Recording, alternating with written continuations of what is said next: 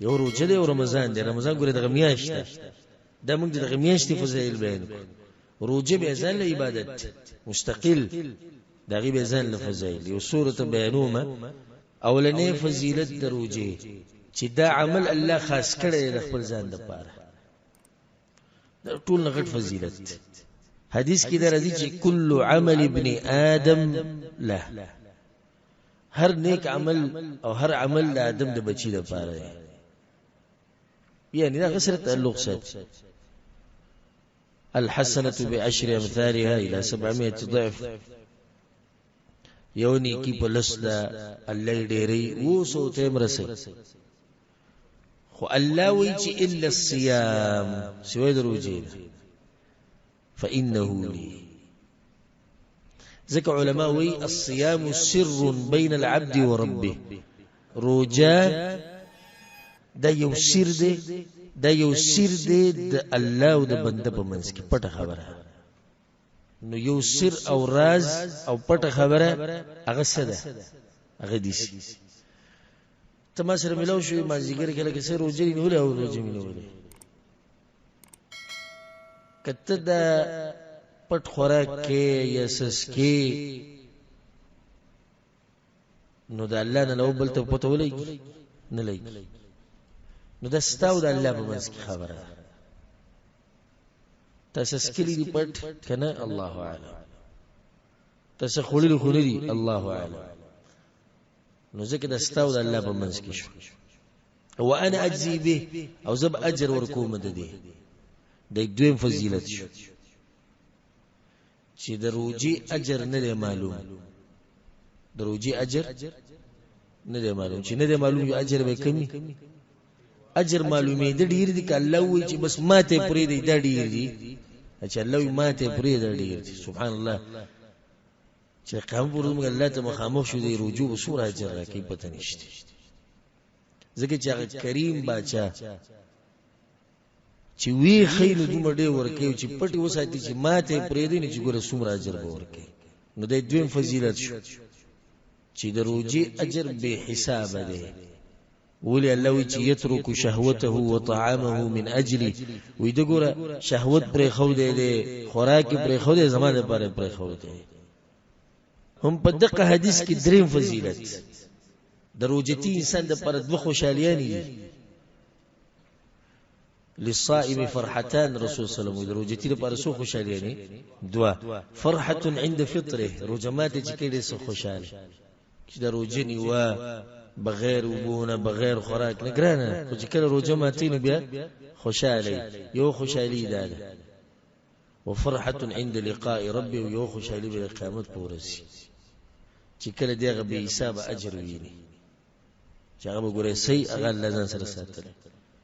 سلورم فضیلت هم په دې حدیث کې ولخلوف فم الصائم اطيب عند الله من ريح المسك. او د روزتي انسان د خلینه چې کم بنزي در الله په نس د مشکو د عنبر او د دې قیمتي خوشبویانو نم مزیدار خوشبو الله د دومره خوخته د بین. پنځم فضیلت والا روزه دال دی، او دال هغه شی ته په جنگ کې چې سړی مخامخ ونی سي چې د باندې گزار نه لګي. نو دا روزه چې څوک ونی سي د ځان بچ کو د جهنم نه. په صحیح بخاری صحیح مسلم کې دا روایت رسول صلی الله علیه وسلم الصيام جنه، روزه سره دا ډال تب بچ کی د ور نه. شپږم فضیلت د روزتي انسان دعا الله نه رد کوي. امام احمد، امام ترمذی او نور امامان دا روایت راوړي. رسول الله صلی الله علیه وسلم وی ثلاثه لا ترد دعوتهم، د درې کسانو دعاګانې نه رد کی.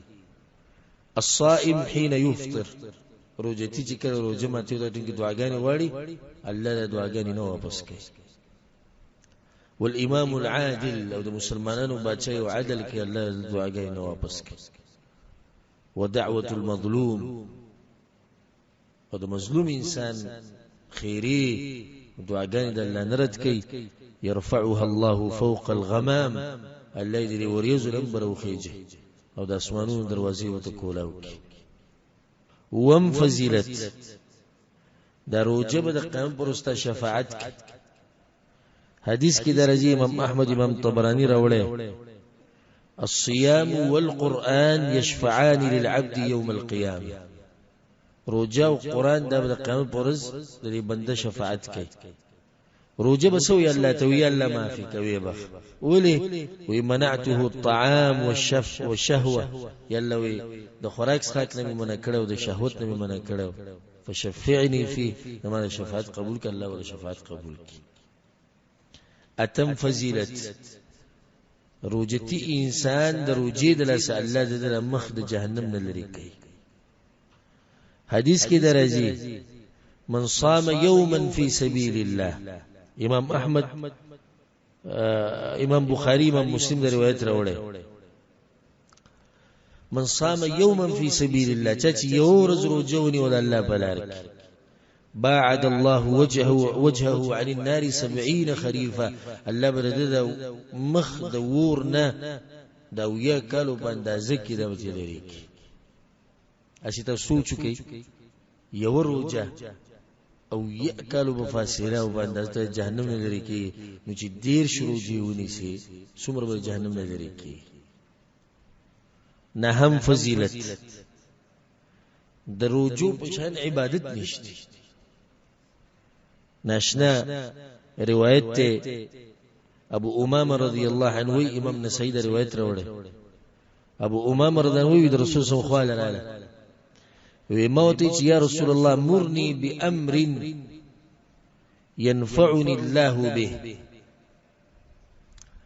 یا رسول الله دې عمل راته چې الله پر لسم فائدہ راکړي نفع د دنیا او د آخرت رسول صلی الله علیه بالصوم روجي لرينيس فإنه لا مثل له ويرويت كذي فإنه لا عدل له روجي ني سبز دې بشان عبادت بل نشته دا رسول صلی الله خبره زمانه ده لسم فضیلت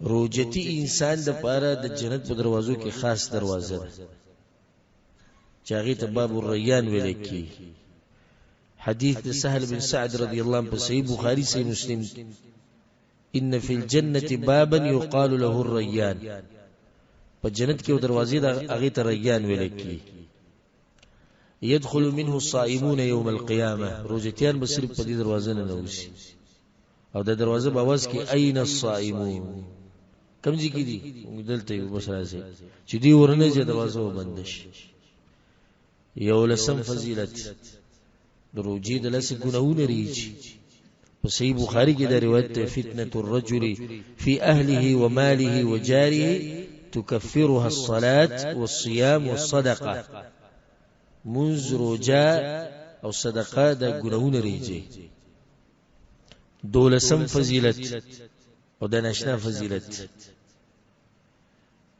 دی انسان ته بدا چې تګي شوی دی الله بوله پاغه ورځ وبور کوي چې خلک بټول تګي شي کوم ورځ ده قیامت ورځ امام بزار رحمه الله روایت راوړی رسول صلی الله علیه وسلم ان الله قضى على نفسه ان من اعطش له في يوم صائف سقاه الله يوم العطش الله دا خبره پزان لازم کړی دی چې زما د پارزان تګي کوروجه ونیوا او ګرمي دا ودته تکلیف ته زب پاغ ورځ د لوبور کوم په کوم ورځ چې خلک تګي کیږي او ورځ به د تندي ورځي